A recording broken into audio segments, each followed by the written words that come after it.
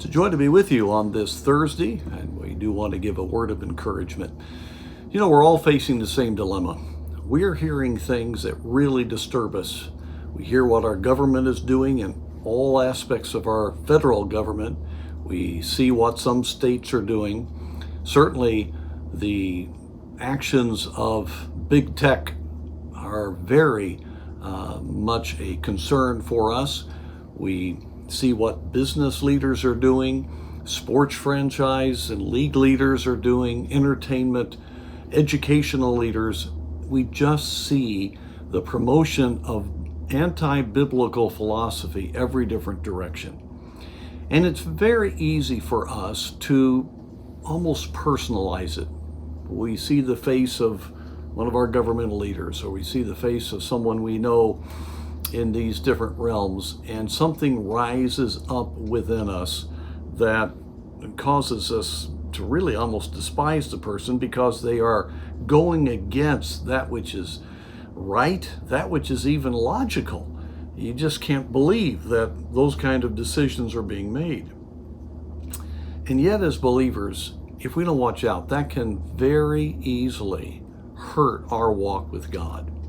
In Romans chapter 12, you have the application of the tremendous truths of sanctification and salvation in the first 11 chapters. And you have the wonderful transition verses about giving ourselves as a living sacrifice.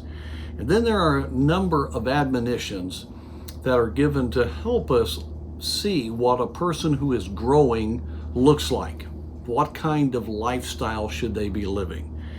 And one of the things that comes out several times in this chapter is, how do you handle your enemies? And in verse 14 we read, "Bless them which persecute you, bless and curse not." We know in 1 Timothy chapter 2 we are to pray for those that are in authority. And of course at Paul's time that was a very, very evil time, and yet he told the Christians there to pray for the emperor and the other leaders that were part of their governmental structure. And so it is for us today. We need to pray for their souls. We need to see them as people. Yes, they are pawns often in the hands of Satan, and Satan is a wicked foe. But these folks need the Lord. Christ died for them. He loves the whole world.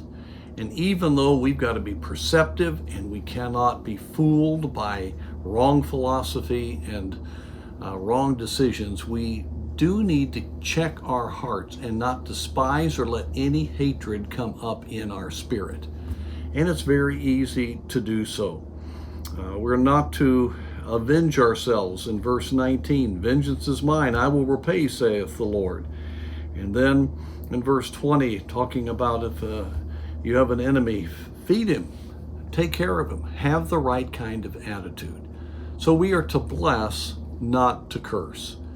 And one of the best ways to encourage yourself is to have the right attitude, to believe that God's working, that prayer does make a difference, that there's a battle going on in the heavenlies, and God will give His church and His people the power and wisdom needed to accomplish His purposes in these days.